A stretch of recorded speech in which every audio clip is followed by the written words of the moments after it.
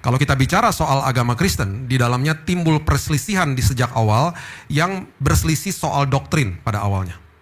Itu sebabnya timbullah Calvinis, Methodist, Presbyterian, Lutheran, dan segala macam sampai hari ini. Nah, di dalam semua perselisihan ini timbullah yang namanya denominasi. Ketika timbul denominasi, denominasi pun dilembagakan namanya sinode. Ya. Di dalam denominasi dan sinode akhirnya timbul yang namanya tata-tata ibadah.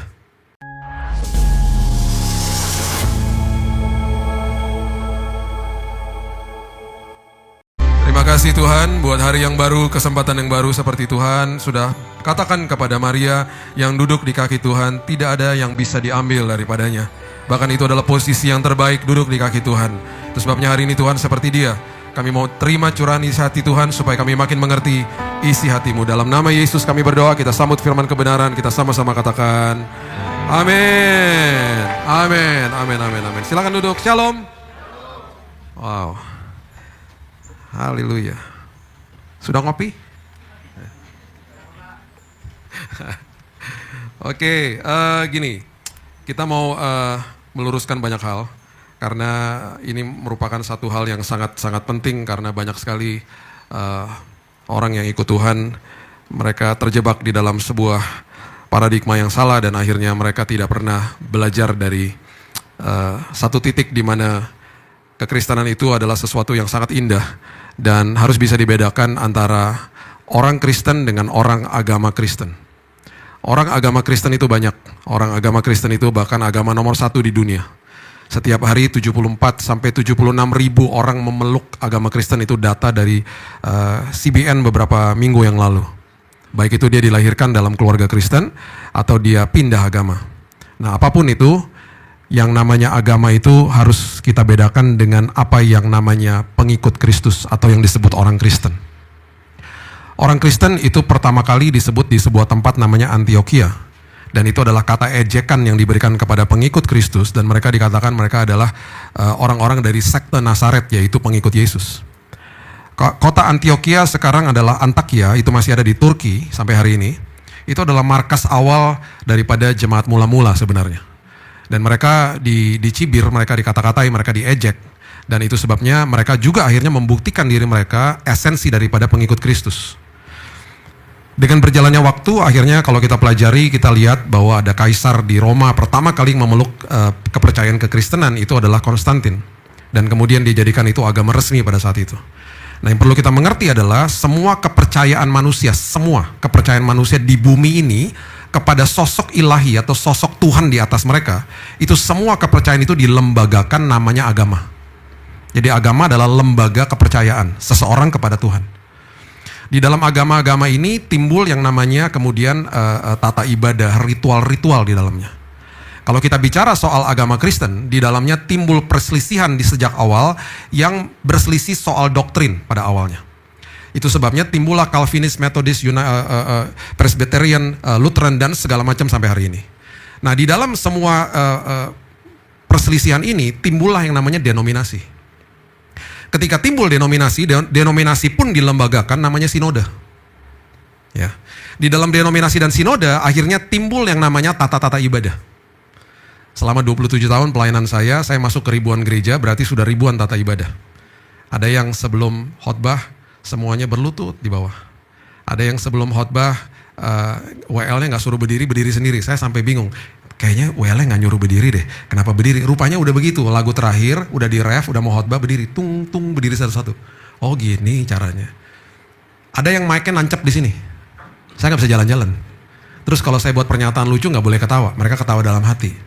Setelah selesai ibadah mereka bilang gini, Pak tadi kami ketawa dalam hati. Karena gerejanya mesti hening Pak, nggak boleh berisik, drum aja juga nggak ada. Gitu. Itu terjadi di mana-mana. Ya. Nah, dengan berjalannya waktu, akhirnya orang-orang di dalam agama, termasuk agama Kristen, mereka diajarkan untuk melakukan sesuatu kepada sosok yang dia percaya dengan semua upaya-upayanya untuk mendapatkan sesuatu dari Tuhan yang dia sembah.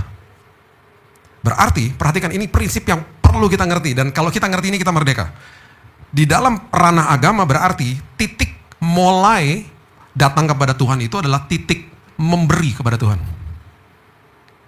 Memberi. Saya harus berikan hidup saya untuk Tuhan. Saya harus kasih semua buat Tuhan. Makanya seringkali didengungkan dari atas mimbar, ayo berikan yang terbaik. Oh, kita semangat berikan terbaik. Kita berpikir bahwa ibadah di hari Minggu itu adalah pemberian saya untuk Tuhan. Dan kita lupa bahwa Yesus gak pernah ngajarin gitu. Dia selalu bilang begini sama semua orang, follow me, ikut aku. Dan ketika engkau ikut aku, saya mau titik di mana kamu terima saya sebagai juru selamat. Itu adalah titik kamu belajar terima kasihku kepadamu. Oke, perhatikan ini baik-baik. This is very important. Orang Kristen adalah orang yang di dalam kehidupannya bersama dengan Yesus, dia menjadi pengikut Kristus. Dan titik di mana dia mulai menyembah Tuhan adalah titik di mana dia belajar terima, bukan memberi. Oke, ikuti lagi pelan-pelan. Kalau hari ini Tuhan bisa bicara di depan kita dengan bahasa Indonesia yang kita mengerti, dia akan ngomong gini sama Marta. Ngapain sih ribet-ribet pelayanan? Duduk dulu seperti Maria, saudarimu. Terima dulu dari saya, baru kamu bisa melayani saya. Pelayanan itu apa? Pelayanan adalah memberikan hidup saya untuk Tuhan, berarti saya menyembah Tuhan, saya memberikan yang terbaik untuk Tuhan. Masalahnya, saya nggak bisa kasih botol aqua kalau saya nggak punya botol aqua. Saya nggak bisa kasih botol ini kalau saya nggak punya. Saya nggak bisa kasih uang kalau saya nggak punya uang. Saya nggak bisa kasih waktu kalau saya nggak punya waktu. Saya tidak bisa berikan yang terbaik kalau saya tidak punya yang terbaik. Dan di dalam ranah agama, akhirnya semua orang dibilang apa? Ayo dong, pelayanan, supaya kamu diberkati. Kalau ada orang ngomong begitu tengking dalam nama Yesus. Harusnya gimana dong Pak? Kamu melayani Tuhan dong. Karena harusnya kamu sadar sebelum kamu punya kesempatan untuk kamu mengasihi Tuhan, Tuhan sudah mati bagimu. Sebelum kamu lahir, Yesus sudah mati bagi hidupmu. Jadi kamu harus belajar terima dulu dari Tuhan, baru ketika kamu penuh di dalam sini, baru kamu bisa memberi yang terbaik. Berarti, hubungan vertikal dengan Tuhan, dimulai dalam titik menerima, bukan memberi. Bukan memberi. Aku datang membawa hidup yang berkelimpahan. Kurang jelas apa lagi coba? Berkelimpahannya seringkali disalahartikan lagi. Oh, dia datang bawa kelimpahan, harta, jabatan, status, ketenaran, uang. Ngawur aja. Saya datang bawa hidup yang berkelimpahan di dalam sini. Damai sejahtera, sukacita, pertumbuhan rohani, kedewasaan rohani, hikmat, pengharapan di dalam sini. Ketika itu melimpah ruah dalam sini, itu akan keluar dengan sendirinya. Jadi kebalik-balik Bapak Ibu, kebalik-balik akhirnya semuanya. Akhirnya kita stres. Makanya orang Kristen ngomong begini, Pak, saya ini udah puasa loh Pak, saya udah doa loh Pak, kok Tuhan gak jawab-jawab ya Pak doa saya? Upaya toh. Dia melakukan sesuatu dengan harapan Tuhan menjawab doanya dia. Makanya orang agamawi akan kejar jawaban doa. Orang Kristen, perhatikan ini, orang yang menjadi pengikut Kristus, dia akan kejar pengalaman penyertaan Tuhan selagi menunggu jawaban doa. Beda levelnya udah. Beda levelnya. Orang agamawi akan baca Roma pasal yang kelima, dikatakan pengharapan tidak mengecewakan. Dia akan bilang ini, apaan? Gue minta itu gak dikasih sama Tuhan, gue kecewa sama Tuhan, gue gak suka sama caranya Tuhan dalam hidup gue. Dia akan ngomong gitu. Karena yang dikejar adalah tangan Tuhannya. Orang Kristen akan bilang begini, aku udah puasa loh, aku udah doa, selagi aku menunggu jawaban doa. Kamu udah dapat jawaban doanya? Belum, tapi aku udah puas. Karena selagi aku nunggu jawaban doa, aku ngalami keintiman sama Tuhan. Aku ngalami perubahan karakter. Aku ngalami karakterku jadi tahan uji. Aku bertumbuh loh di dalam Tuhan. Dia gak kejar jawaban doa. Dia kejar penyertaannya Tuhan selagi nunggu jawaban doa. Itu orang Kristen. Ketika dia penuh hidupnya, dia mulai dari titik menerima, vertikal toh, horizontalnya pasti beres. Kenapa? Karena selama hubungan horizontal, semua yang Alkitab ajarkan adalah apa? Mulai dari titik memberi, bukan menerima. Yang terjadi di dalam kehidupan kekristenan kebalik. Sama Tuhannya memberi, akhirnya kan gak pernah puas toh, kosong terus hidupnya. Akhirnya sama manusia menuntut, mau menerima dari mana. Jadi vertikalnya memberi, horizontalnya menerima. Makanya orang nuntut orang lain. Makanya ada istilah begini, Masih jomblo ya? Iya, saya lagi menunggu orang yang tepat datang. Karena apa? Orang yang tepat diharapkan bisa menjawab semua kebutuhan dia. Bapak Ibu yang masih jomblo, nggak ada orang yang tepat. Itu mitos. Nggak ada. Istri saya yang saya paling sayang, sahabat saya menikah dengan sahabat saya, nggak bisa menjawab kebutuhan saya sampai A sampai Z. Nggak ada. Yang ada apa? Saya harus jadi orang yang tepat buat dia. Ketika saya masih jomblo, belum punya pacar, saya harus mempersiapkan diri saya jadi orang yang tepat buat nanti calon pasangan saya. Itu nggak mungkin bisa terjadi kalau kita nggak terima kebaikan Tuhan. Makanya Yohanes 13 ayat 34 bunyinya begini. Coba lihat ya. Yohanes 13 ayat 34. Ngomong begini. Aku memberikan perintah baru kepada kamu. Yaitu supaya kamu saling mengasihi. Terus dikatakan begini. Sama seperti aku telah mengasihi kamu, demikian pula kamu harus saling mengasihi. Kalau saya bisa rephrase kata-kata ini, kira-kira Tuhan bilang gini, terima dulu kasih saya buatmu, belajar terima dulu, baru ketika kamu penuh di dalam sini, kamu bisa meluap-luap, bisa memberikan kasihmu dan kamu sanggup mengasihi sesama. Karena mengasihi sesama itu nggak bisa berdasarkan kasih orang itu kepada kamu. Kamu kecewa terus akhirnya. Tetapi ketika kamu belajar terima kebaikan Tuhan, kamu belajar setiap hari kalau bangun pagi bilang gini, makasih ya Tuhan, kasih karuniamu nggak pernah habis bagi hidupku. Makasih ya Tuhan, walaupun aku buat salah, kau nggak pernah tinggalin aku. Makasih ya Tuhan, Roh Kudus yang ada di dalam aku nggak pernah sedetik pun tinggalin aku. Makasih ya Tuhan, semua kebaikan, semua kehebatan Tuhan sudah siapkan bagi aku, walaupun aku ini sangat-sangat kurang Tuhan hidupnya. Tuhan makasih ya, ribuan tahun yang lalu kau katakan selesai, teleo tetelestai, finish di kayu salib. Dan berarti saya mulai kehidupan kekristenan saya justru dari posisi saya yang sudah menang. Makanya ketika saya sakit kanker 2019, doa saya nggak pernah bilang gini, Tuhan sembuhin saya, nggak. Saya bilang gini, Tuhan makasih, kesembuhan kau sudah siapkan di kayu salib ribuan tahun yang lalu. Hari ini aku terima kesembuhan Tuhan. Aku terima kesembuhan. Oh nggak beres-beres. Makin buruk kondisinya, saya nggak peduli. Saya bilang, Tuhan makasih, I have received healing. Aku telah terima Tuhan kesembuhan darimu tiap hari dalam hidup saya. Karena aku berdoa dari posisi yang sudah menang. Belajar terima. Makanya saya sedih. Kalau masih ada khotbah-khotbah, saya dengar nih dikasih sama teman-teman saya, Bill, ini kan kemarin berapa bulan lalu kebakaran di Los Angeles. Masih ada di khotbahin begini, Tuhan murka sama Los Angeles. Tuhan kirim api dari sorga. Hati-hati Bapak Ibu, hidupnya harus benar, digituin dari atas mimbar. Kalau ada khotbah-khotbah kayak gitu, tutup telinga aja, jangan dengerin. Saya kasihannya sama jemaatnya, tau gak? Percuma dong, selesai tetelestai, teleo, finish, kurang apalagi sih, kurang jelas apalagi itu kata itu di kayu salib. Orang yang terima Yesus hari ini sebagai juru selamat, karena sudah diselesaikan di kayu salib, itu titik pertama manusia kekristenan mulai, itu titik dikatakan ketika dikatakan selesai. Saya nggak punya banyak waktu untuk membahas itu. Saya kalau mau bahas itu tuh gemes banget, karena bagi saya tuh merinding saya kalau bahas itu. Itu ya ketika dia ngomong selesai, hal pertama yang dilakukan sama Yesus, dia robek tabir, krek, dirobek tabirnya. Tabir kalau kita buka kata pertama di tabir di perjanjian lama itu adalah pemisah antara Tuhan dengan manusia. Yang dirobek pemisahnya, krek, dirobek sama dia. Dia masuk ke dalam ruang Maha Kudus sebagai imam besar seperti dulu. Imam besar yang masuk, dia sebagai imam besar. Itu didokumentasikan di Alkitab. Yang dibawa sama dia adalah pengharapan kita. Dan kitanya dibawa berhadapan dengan Bapa di sorga, diperdamaikan. Kalau bisa mungkin divisualisasikan tangan kita, dipegang tangan Bapa, jadi satu. Pegang tangannya. Terus dia meterai, dia bilang begini, dimeteraikan sama Roh Kudus kan, dia bilang ini, dari hari ini sampai selama-lamanya, tangan Tuhan gak pernah lepasin tanganmu. Itu maksudnya begitu. Itu arti tetelesta itu artinya itu sebenarnya. Saya sedih ketika masih ada pembicara di atas mimbar yang masih ngejahit lagi tabirnya, dijahit-jahit lagi sama dia. Tuhan masih murka sama Anda. Sedih saya. Yesus di perjanjian baru paling intim sama siapa? Orang berdosa. Dia mampir ke rumahnya Matius. Matius ngomong di WhatsApp grup sama teman-temannya, guys datang ya guys, ini orang luar biasa banget, datang teman-temannya, mampir ke rumahnya Matius, makan sama Yesus. Matius terima yang terbaik, jadi apa? Jadi murid Yesus. Dia tulis buku Matius, dia mulai dengan silsilah Yesus, di dalamnya penuh syarat dengan pewahyuan. Itu kalau baca Matius 1, silsilah tuh nama semuanya, itu pewahyuannya banyak banget di dalam situ sebenarnya. Siapa yang mau mampir ke rumahnya Sakius? Yesus. Siapa yang suruh Sakius untuk mengembalikan uang yang dia peras? Nggak ada yang nyuruh.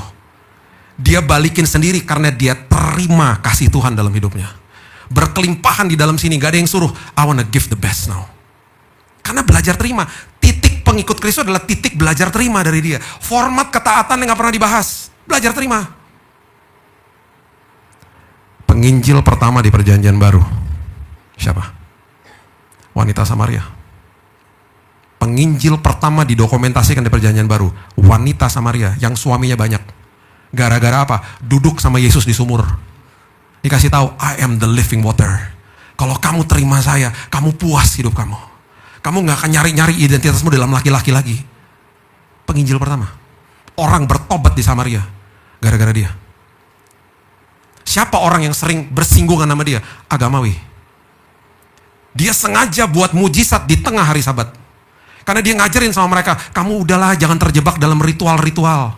Makanya sikap kita sebagai orang yang punya status agama Kristen, sikapnya gimana sih? Hormati agama Kristen. Hormati sinode, hormati denominasi, hormati hamba Tuhan. Jangan dikultuskan. Kejar isi hati Yesus. Jangan ngerasa gereja saya lebih baik daripada gereja yang lain. Tidak. Semua punya tata ibadah masing-masing. Hormati aja. Kejar isi hati Yesus. Kejar penyertaan Tuhan selagi nunggu jawaban doa. That's the best moment udah di situ. Orang gak berubah, orang gak pernah puas karena gak ngalami itu. Akhirnya.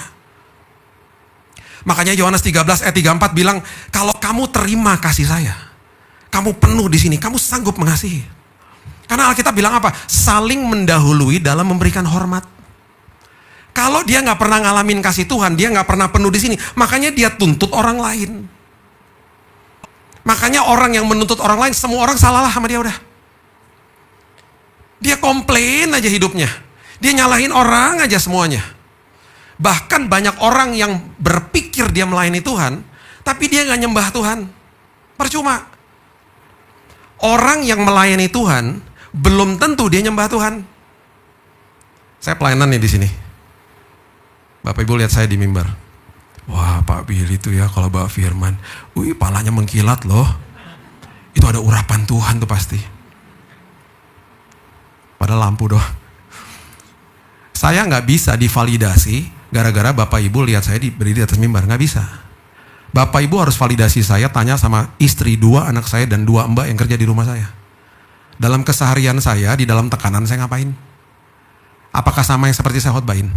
Mereka yang bisa validasi, bukan di atas mimbar sini. Dari sini saya bisa fasilida, saya bisa ngajar, saya bisa segala macam misalnya. Atau kita bisa main musik, kita punya talenta lagi senyum misalnya, bisa jadi greeter, kita bisa melayani Tuhan di mana aja, bisa jadi guru sekolah minggu karena talenta dan lain sebagainya. Belum tentu orang yang melayani Tuhan nyembah Tuhan. Orang yang nyembah Tuhan adalah orang dalam kesehariannya, walaupun orang gak lihat, dia berikan segenap hidupnya untuk Tuhan. Dia kejar isi hati Tuhan setiap hari. Orang yang hidupnya menyembah Tuhan, dia gak usah ada di atas mimbar, itu orang melayani Tuhan. Karena dari hidupnya orang diberkati di sekitar dia. Dari hidupnya orang diberkati dari perkataan dan tindakan dia. Beda. Makanya ada satu mbak kerja di rumah saya, udah 25 tahun seusia anak saya.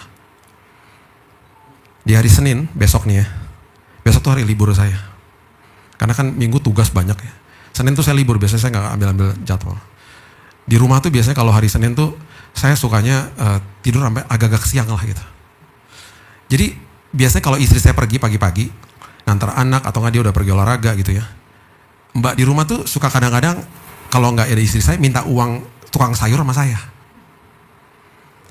Kadang-kadang hari Senin dia lupa. Jam 8 pagi tuh masih di kamar gitu ya, masih agak-agak tidur gitu, diketok kamarnya. Mbak saya ini galak so nggak? Karena udah 25 tahun kerja sama saya, galak banget dia. Beneran galak banget. Dulu anak-anak pas masih kecil, kan dia protektif banget tuh sama anak-anak ya. Anak-anak saya bawa pergi malam-malam, gak pulang nih jam 9, saya ditelepon sama dia. Mbak biasanya kalau telepon majikan ngomongnya gimana? Maaf Pak, gitu dulu biasa kan gitu ya. Oh dia gak ada gitu-gituan. Telepon. Posisi di mana? Emangnya gue grab car apa? Posisi di mana? Itu anak-anak gak tidur siang. Besok sekolah. Kok jam segini belum pulang? Tak, ditaruh teleponnya, dia hang up. Buset deh Mbak.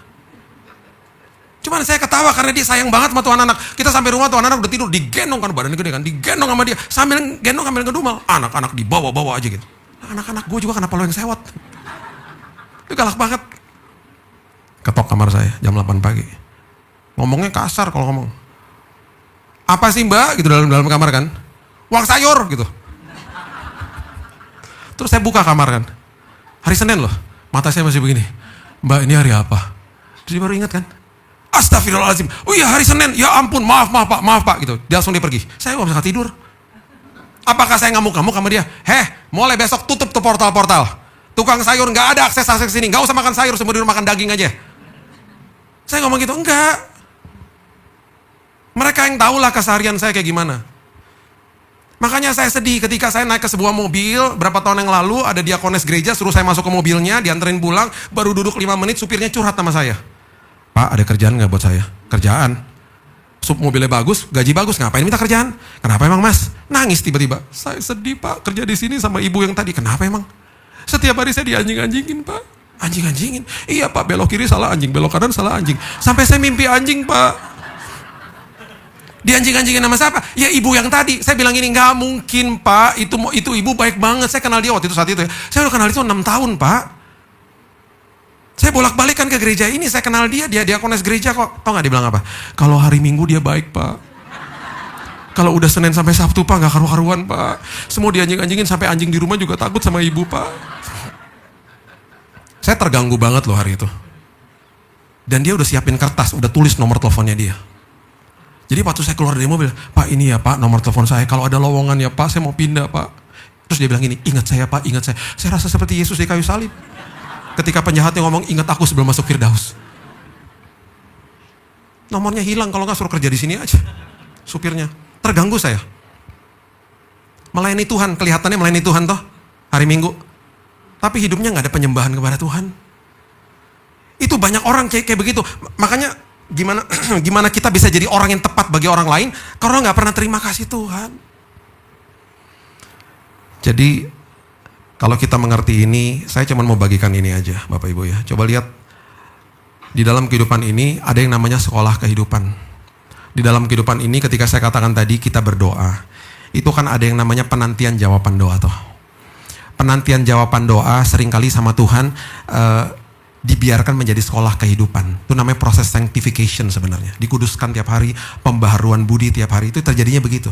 Dan itu indahnya luar biasa. Seringkali orang-orang akan berseru kepada Tuhan minta gini, Tuhan berhentiin badainya. Oke, kita lihat ya contohnya ya. Markus pasal yang keempat, ayatnya yang ke-35 coba lihat. Markus 4 ayat 35 coba lihat ya. Ini cerita tentang angin ribut diredakan. Makanya kalau lagi minta jawaban doa, lagi ada di dalam sebuah badai, perhatikan penyertaan Tuhan lebih penting daripada jawabannya sebenarnya. Saya buktiin ya. Karena ini yang terjadi soalnya. Angin ribut diredakan. Pada hari itu, waktu hari sudah petang, Yesus berkata kepada mereka, marilah kita bertolak ke seberang. Yang ngomong bertolak ke seberang tuh Yesus.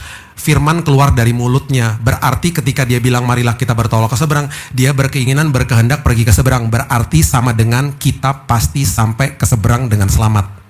Karena mulutnya Yesus yang keluar itu. Kalau saya yang ngajak Bapak Ibu nyebrang Sudirman, yuk Bapak Ibu saya anterin nyebrang Sudirman, saya nggak bisa kasih jaminan. Tapi kalau Yesus yang bilang, yuk kita nyebrang ke seberang, itu udah pasti selamat. Karena nyebrangnya sama dia. Paling tidak kalau secara fisik dia nggak ada di situ, firmannya sudah memproteksi kita gitu loh. Itu maksudnya. Mereka meninggalkan orang banyak lalu bertolak membawa Yesus beserta dengan mereka dalam perahu, di mana Yesus telah duduk, perahu-perahu lain juga menyertai dia. Sekarang pertanyaan saya, Yesus tahu nggak akan ada badai? Jelas dia tahu. Yesus tahu nggak dia akan tidur di buritan di kapal itu? Oh jelas dia tahu. Sebagai manusia dia letih. Sebagai manusia dia ada ngantuknya. Dia akan tidur. Dia tahu juga dia akan tidur. Makanya dia berfirman di awal, marilah kita bertolak ke seberang. Jadi firman itu sudah memproteksi perjalanan mereka. Dia akan tidur. Lalu mengamuklah taufan yang sangat dahsyat ayat 37. Ombak menyemur masuk ke dalam perahu sehingga perahu mulai penuh dengan air. Pada waktu itu Yesus sedang tidur di buritan di sebuah tilam. Tidur dia. Harusnya jangan dibangunin. Maka murid-muridnya membangunkan dia dan berkata kepadanya, Guru, engkau tidak peduli kalau kita binasa. Harusnya jangan dibangunin. Badai, ombak menyembur masuk. Ada Yesus loh di situ. Mati mereka. Gak mungkin lah. Apalagi dia udah berfirman. Nah akhirnya murid-muridnya berkata, Guru, engkau tidak peduli kalau kita binasa. Dengan kata lain, Tuhan, stop dong badainya. Dengan kata lain, Tuhan, kelasnya udahin. Kan sekolah kehidupan. Badai itu sekolah kehidupan. Makanya orang itu kalau lihat masalah ya, bisa dua hal. Bisa lihat dari sisi cobaan. Sama-sama di depannya mengeluarkan kelemahan dia. cobaan itu sama-sama jadi gini, masalah itu akan mengeluarkan kelemahan kita, tekanan akan mengeluarkan kelemahan kita. Jadi di dalam sebuah masalah kelihatan tuh aslinya manusia. Nah, di dalam cobaan ketika kelemahannya keluar, kita memberikan kelemahan itu bermitra sama iblis. Yang iblis akan lakukan, dia akan gunakan kelemahan itu untuk menghancurkan kita. Beda dengan ketika kita sadar kelemahannya keluar, kita pakai kelemahan itu, kita berikan sama Tuhan. Tuhan, gunakan kelemahan saya untuk buat saya lebih baik. Makanya ketika ada orang yang tiba-tiba mau masuk pintu tol berapa tahun yang lalu di daerah Jabodetabek, nggak terima, merasa kehormatannya terganggu, keluar dari mobil dua-duanya berkelahi.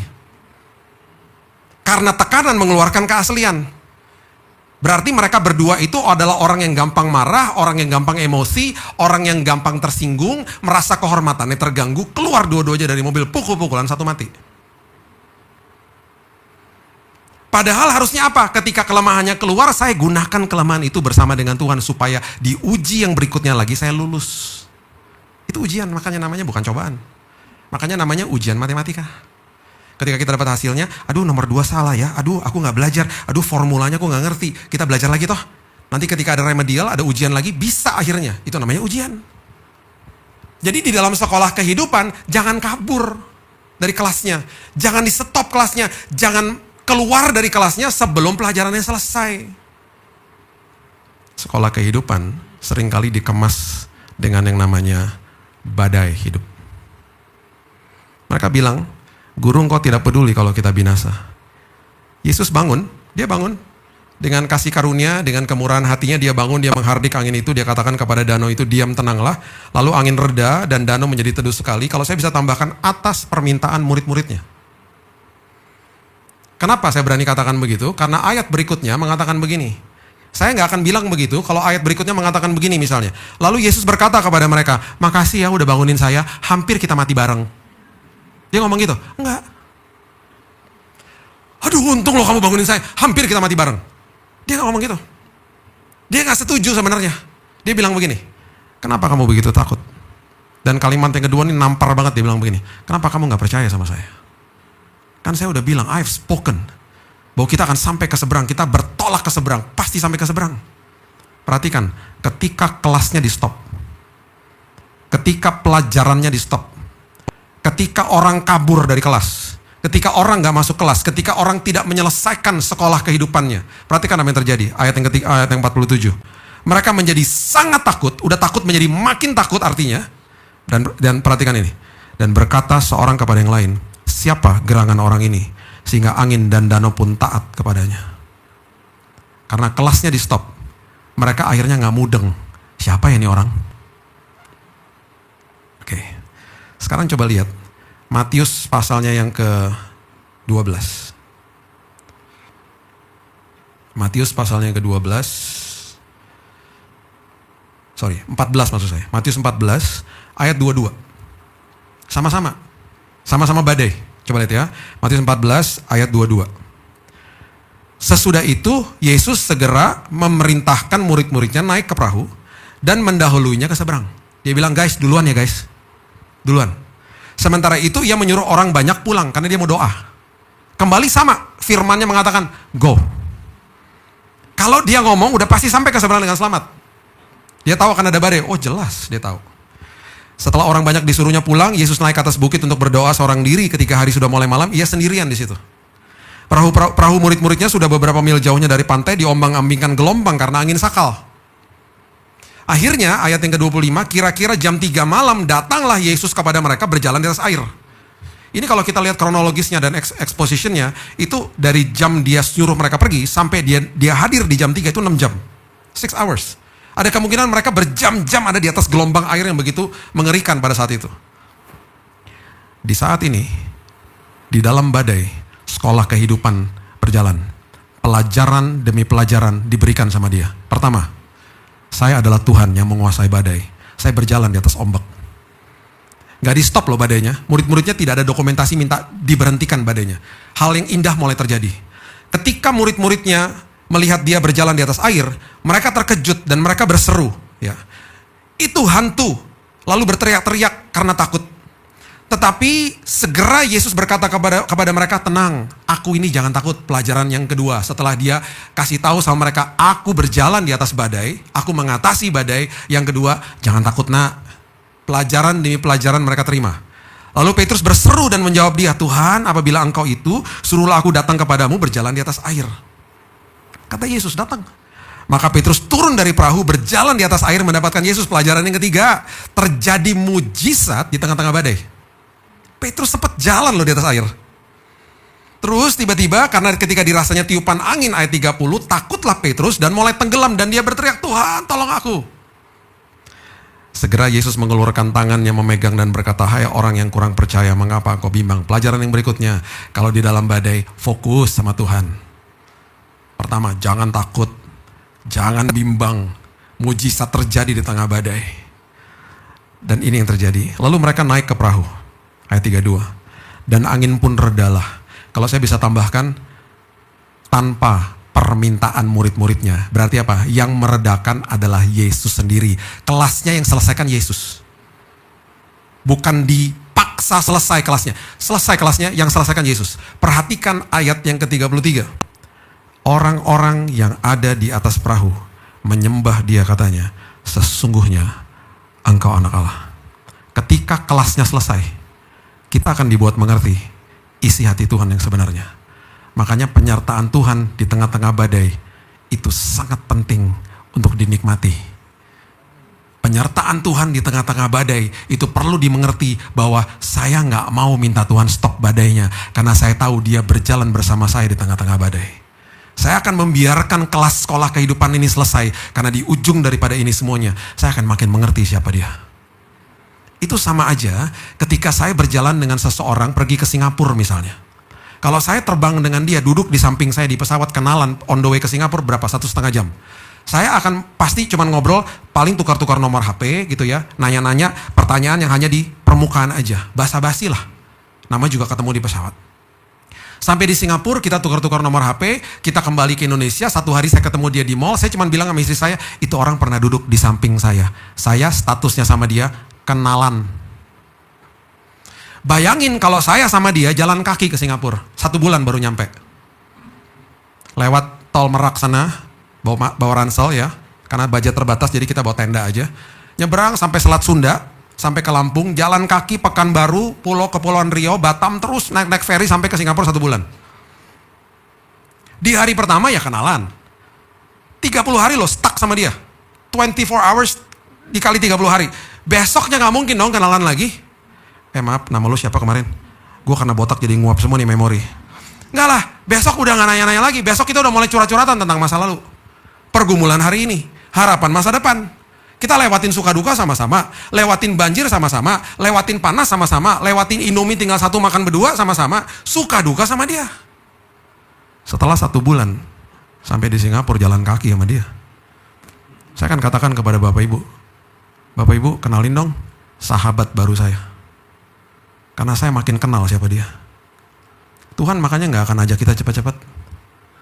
Perjalanan iman tuh terkadang agak sedikit-sedikit lama. Karena di ujung daripada itu semuanya dia mau katakan apa kepada kita. Kenali saya dengan lebih baik lagi. Karena jawaban doa saya udah siapin buat kamu. Jawaban doa, I prepared the best for you. Dan jawaban doa itu ada 4. Iya, tidak, nunggu, sama saya kasih yang lain. Kamu minta A, saya kasih B. Orang agamawi akan baca Roma pasal yang ke-5, pengharapan di dalam Tuhan kan tidak pernah mengecewakan. Dia akan ngomong gini, apaan? Gue minta A dikasih B, gue kecewa sama Tuhan. Orang Kristen beda. Pengikut Kristus akan ngomong gini, aku mintanya itu sih, tapi dikasih Tuhan yang ini. Tapi aku percaya sih, pasti pemberian Tuhan terbaik buat aku. Makanya pengharapan di dalam Tuhan gak pernah mengecewakan. Karena siapa sih aku yang mau sok tahu? Kan Tuhan maha tahu, dia maha hadir, dia kan maha kuasa, aku kan enggak. Aku kan gak tahu satu hari nanti kalau pemberian ini bisa merusak hidupku. Mana aku tahu. Makanya Yeremia bilang apa? Hatimu licik, siapa yang tahu? Engkau sendiri aja gak kenal sama dirimu sendiri. Makin kita dekat dengan pencipta kita, makin kita kenal siapa diri kita sendiri. Makanya ketika ada pengharapan seperti begitu dijawabnya lain, orang Kristen akan ngomong apa? Thank you Lord. Karena Engkau tahu yang terbaik bagi saya. Yesaya 30 ayat 8 mengatakan begini. Yesaya 30 ayat 18 mengatakan begini. Bagian pertama aja. Seringkali dibacanya cepat-cepat. Makanya kalau baca ayat pelan-pelan, renungin firman, coba lihat ya.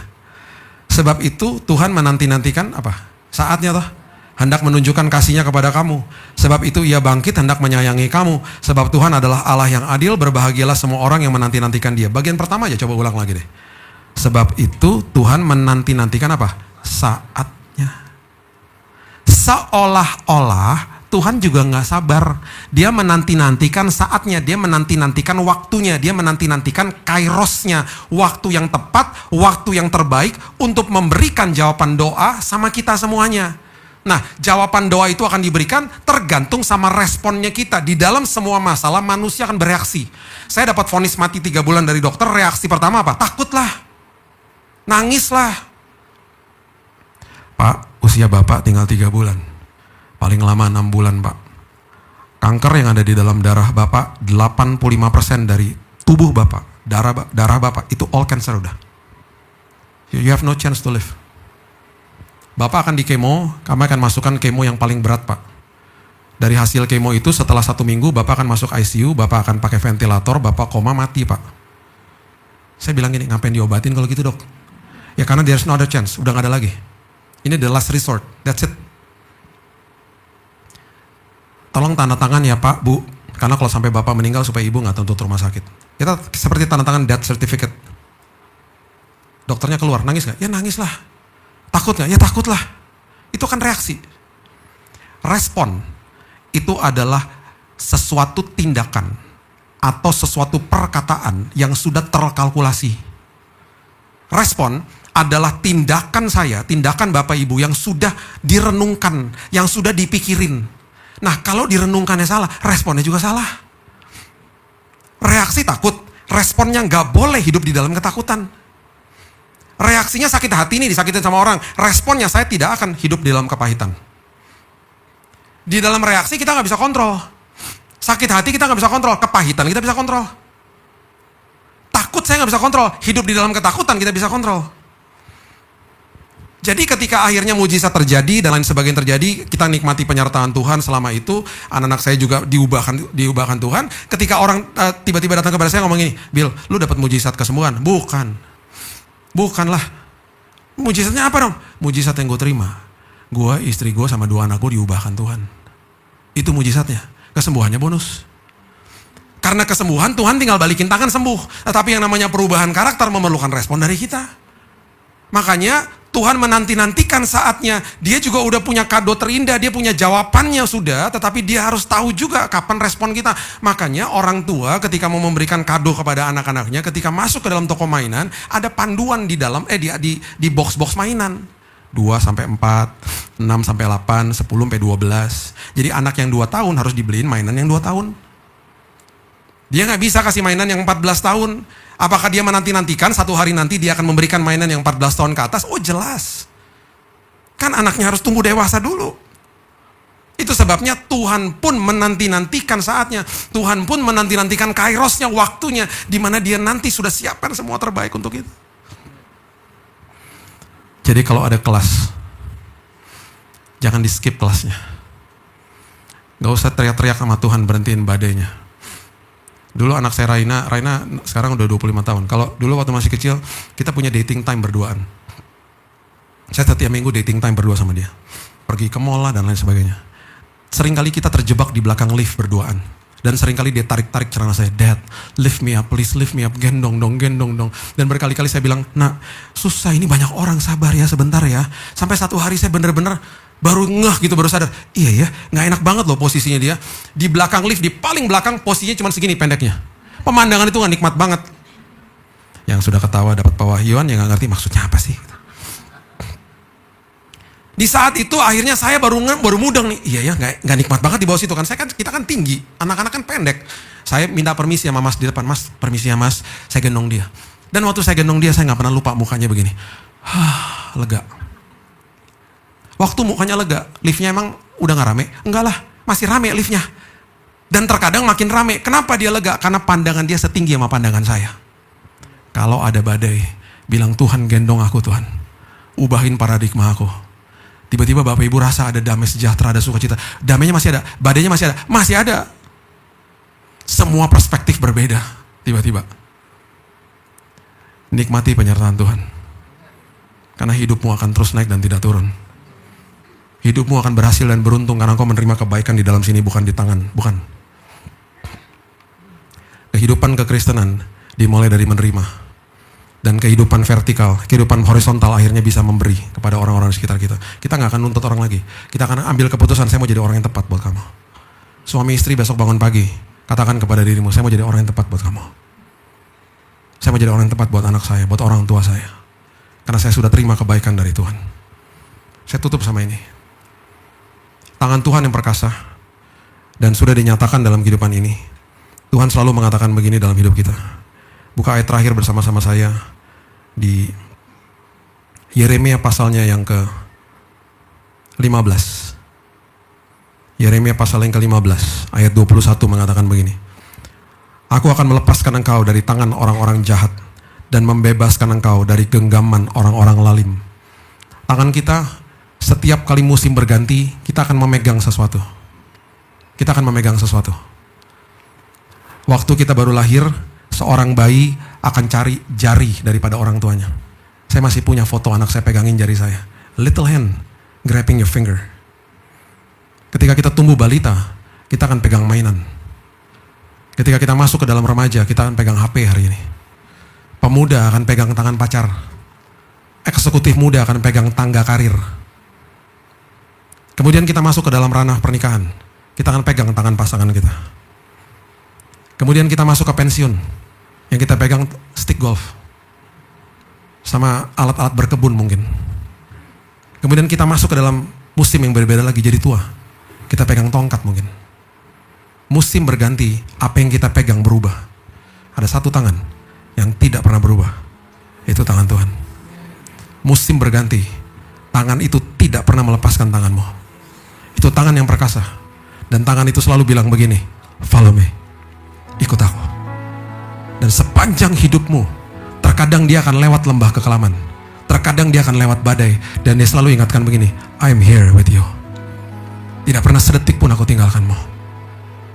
Ketika engkau lewat badai, belajar sesuatu ya nak. Sekolah kehidupannya terjadi di sini. Receive my love, receive my grace. Every day, kamu tahu bahwa aku sayang sama kamu. Biarkan kelasnya selesai anak. Tangan itu yang Nabi Yesaya katakan, aku ukir namamu di tanganku. Nabi Yesaya mengatakan itu. Dia gak pernah tahu, dia gak pernah lihat bahwa ratusan tahun setelah itu, tangan itu terbuka di kayu salib. Dan tangan itu yang ada nama kita dipaku sama salib. Karena nama kita ada di sini, tangan itu dibiarkan dipaku untuk menebus semua dosa kita. Hanya satu perkataan dia katakan kepada kita, hari ini, terima kebaikan aku. Aku bawa hidup yang berkelimpahan. I wanna fill you up, penuh di sini. Kamu dapat kado terindah. Sekarang tugasmu jadi kado bagi orang lain. You become a present for others because you have received the best present in your life. Mari kita berdoa. Terima kasih Tuhan. Ucap syukur buat keindahan, kebaikan, kehebatan Tuhan dalam hidup kami. Engkau datang kepada kami dan Engkau datang kepada semua orang. Dan satu kata Engkau katakan, follow me, ikut aku. Dan tanganmu yang perkasa itu Tuhan, gak pernah ngelepasin kami. Roh Kudus yang ada di dalam kami tidak pernah tinggalin kami. Itu sebabnya hari ini Tuhan, kami sudah dilayakan. Kami hidup taat karena kami sudah dilayakan. Karena kami hidup taat hari ini karena kami sudah diampuni dosa kami. Karena kami sudah menerima, itu sebabnya kami melakukan hari ini Tuhan. Itu sebabnya Tuhan kami mengucap syukur bahwa sampai kapanpun pengalaman kami sama Tuhan akan menimbulkan kesaksian demi kesaksian dalam hidup kami. Meteraikan firman ini karena kami juga sudah dimeteraikan sama Roh Kudus. Hanya di dalam nama Tuhan Yesus kami sudah berdoa dan mengucap syukur. Kita sama-sama katakan amin. God bless you.